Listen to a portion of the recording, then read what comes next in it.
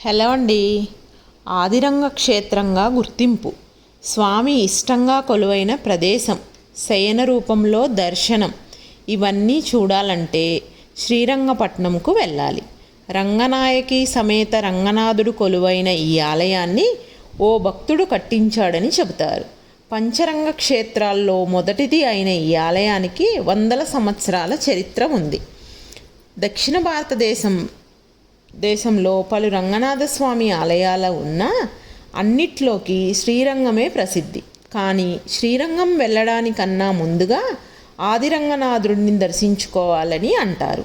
ఆ ఆదిరంగడు కొలువైన మహిమాన్వితమైన క్షేత్రమే శ్రీరంగపట్న రంగనాథస్వామి దేవాలయం. 108 వైష్ణవాలయాల్లో ఒకటిగానూ పేరున్న ఈ ఆలయ నిర్మాణం ఎలా జరిగిందంటే, ఓసారి గౌతమ మహర్షి విష్ణుమూర్తి కోసం తపస్సు చేశాడట. విష్ణుమూర్తి ప్రత్యక్షమైతే స్వామిని శయన రూపంలో చూడాలని ఉందంటూ అభ్యర్థించాడంట.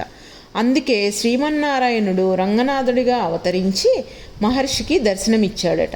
ఆ తర్వాత విశ్రాంతి తీసుకునేందుకు ప్రశాంతమైన వాతావరణం కోసం వెతుకుతూ చివరకు ఇక్కడికి వచ్చి కావేరీ నదికి ఎదురుగా ఉండిపోయారట. అందుకే ఈ ప్రాంతానికి శ్రీరంగపట్నం అనే పేరు వచ్చింది. కొన్నాళ్లకు ఈ ప్రాంతానికి స్థానిక అధికారిగా ఉన్న తిరుమలయ్య అనే విష్ణు భక్తుడు స్వామికి ఆలయాన్ని నిర్మించాడట. రంగనాథుడు మొదట ఇక్కడే కొలువుదీరాడని అంటారు కాబట్టే ఈ క్షేత్రానికి ఆదిరంగ క్షేత్రం అనే పేరు వచ్చింది. ఆ తర్వాత హొయసల విజయనగర రాజులు ఈ ఆలయాన్ని అభివృద్ధి చేసినట్లుగా చరిత్ర ద్వారా అవగతం అవుతుంది.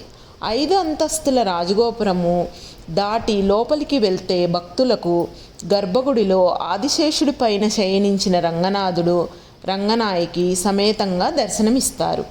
అలాగే శ్రీదేవి, భూదేవి సమేత శ్రీనివాసుడు, అల్వార్లు, గరుడ, హనుమంతుడు, నరసింహుడు తదితర దేవతామూర్తుల్ని పూజించి బయటకు వస్తారు భక్తులు.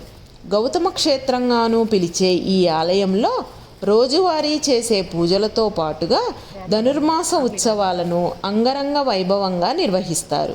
ముఖ్యంగా వైకుంఠ ఏకాదశి నాడు స్వామికి చేసే పూజల్ని చూసి తరించాల్సిందే. ఏడాదికోసారి ప్రత్యేకంగా జరిపే దొడ్డ రథోత్సవం, రంగనాథ జయంతి, రథసప్తమి, మకర సంక్రాంతి ఉత్సవాలను చూసేందుకు 2 కళ్ళు చాలవు. అలాగే ఈ ఆలయంలో ఉన్న విగ్రహాన్ని బ్రహ్మ స్వయంగా తయారు చేసి శ్రీరాముడి పూర్వీకులకు ఇచ్చాడని, అది ఆ తర్వాత ఇక్కడికి చేరిందనే కథ కూడా ప్రాచుర్యంలో ఉంది.